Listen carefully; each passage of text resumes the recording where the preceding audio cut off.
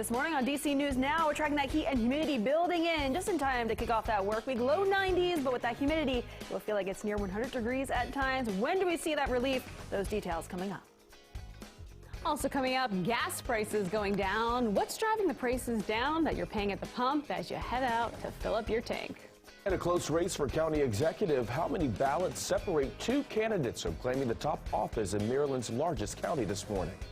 And it's back to school for some families. Alarms ringing for students and staff at Fredericksburg City Public Schools. DC News Now is wishing all of you a great first day back. I remember the first day of school.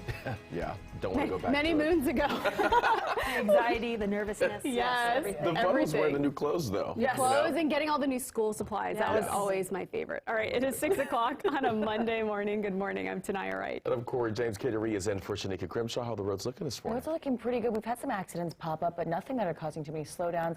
You're looking pretty good if you're heading out the door for work or for that first day of school. So it's so exciting. Yes. All right, speaking of the first day of school, how's the first day of school weather? Well, it looks like we'll see temperatures climbing right into low 90s. So it'll be hot and humid, especially as kids are getting out after that first day of school. But it is quite steamy as we kick off your Monday morning commute as well. We're already noticing that humidity, those temperatures right now into the low to mid 70s. We're already at 78 degrees in DC, 73 in Manassas as well as Leesburg, currently 74 right now in Fredericksburg. Notice those dew points nearly shadowing those actual air temperatures. So it's a bit of a humid start to kick off your Monday morning commute. At least radar is all clear. We'll see mainly clear skies to kick off this morning. But for that school bus forecast, what can you expect as you're heading out the door? So the next several hours, we'll see those temperatures climbing mid to upper 70s, mainly clear conditions, more sunshine developing after that sunrise, of course, this morning. Highs today expected to climb into low 90s for much of the area.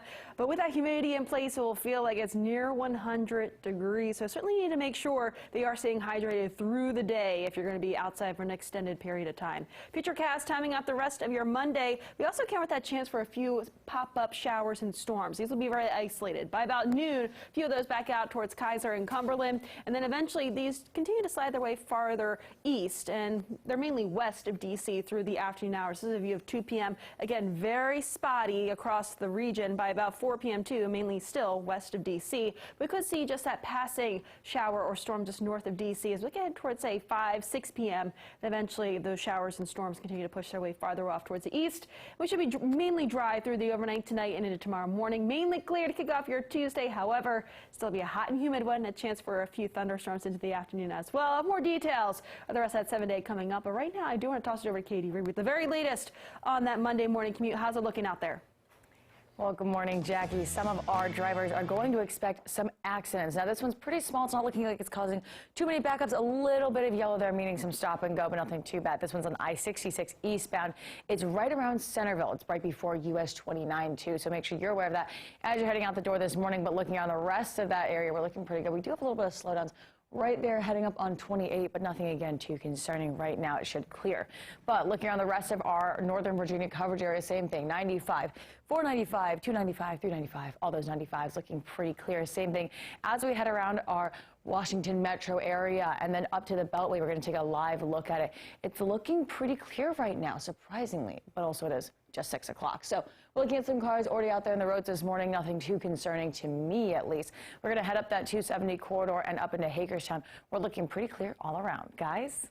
All right, sounds good. Thank you, Katie. Well, we do begin this morning with some breaking news out of Prince George's County. That's where police say a teenager was shot. This will happen on Jade Court in Peppermill Village. Our contributor Larry Calhoun of DC Real Times News reports from that scene.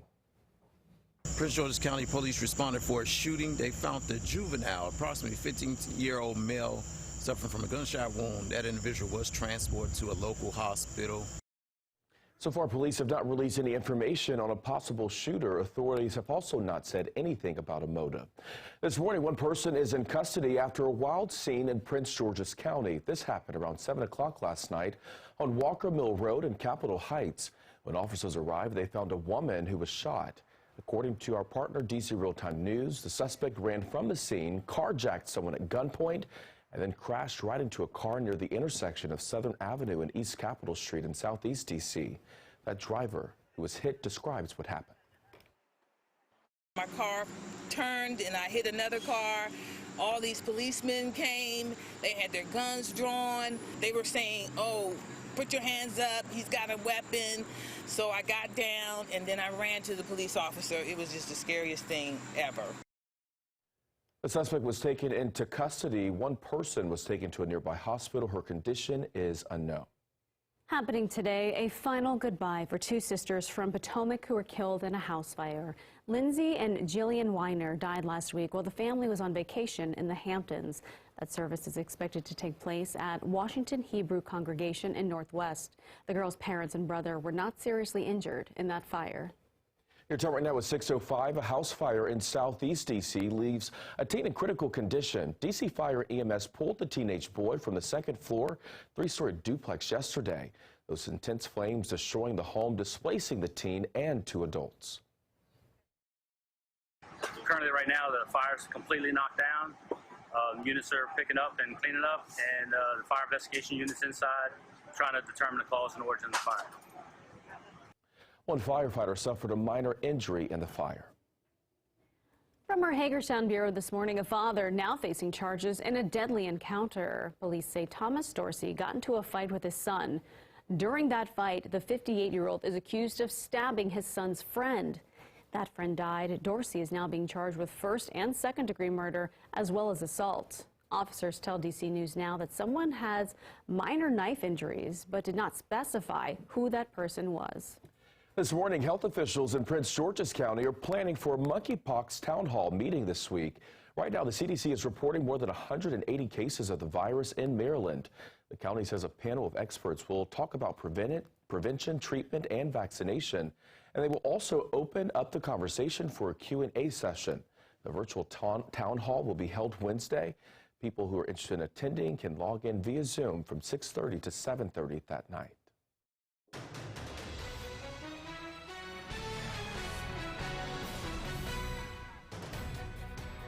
Your local election headquarters is covering the fight to the finish in Montgomery County. It has now been 3 weeks since the primary, and this morning, we still don't know who is going to be the county executive. DC News Now's Joseph Omo live outside of where those final ballots are being counted. So, Joseph, what is each candidate saying now? Hey, Tanaya, good morning to you. Yeah, one of the candidates is saying they are the winner. The other one says it's too early to call and that they are calling for a recount. Let's just recap how we got here. The current Montgomery County executive, Mark Elrich, he is leading, but just by 42 votes. That is it. His opponent wants a recount, but he came on Twitter, Mark Elrich, over the weekend saying he's going to be the next county executive. He's won the election, and let's start working for the people of the county. So take a look at the two candidates. These are the last ones on the ballot. Mark Elrich, the incumbent, and David Blair, a businessman who's based in Potomac. Now, because the margin is so close, David Blair says a recount must be done. As of today, the race has yet to be called, but in Maryland, candidates have 3 days after the race is certified by election officials to petition for a recount, and that is exactly what David Blair wants. Take a look at what he wrote on Twitter after this weekend. After several weeks of recounting and virtually all votes recorded, the Associated Press has declared this race too close to call. Given the close margin, we will be requesting a full recount. That tweet coming just hours after Mark Elrich came out and claimed victory. He said, "I am honored to be the Democratic nominee for county executive. I want to thank the voters. I love this county and care about our residents so very deeply." A little bit of a political election controversy here in Maryland's largest county because the over 1 million residents who call Montgomery County their home still don't know who their next county executive is going to be. And I think Corey said it best during the last newscast. These candidates must be on the edges of their seats this morning. I'll tell them one thing, one piece of advice. Sit back down because you probably won't know who the winner is for quite some time. Reporting here in Montgomery County, Joseph Olmo, DC News Now.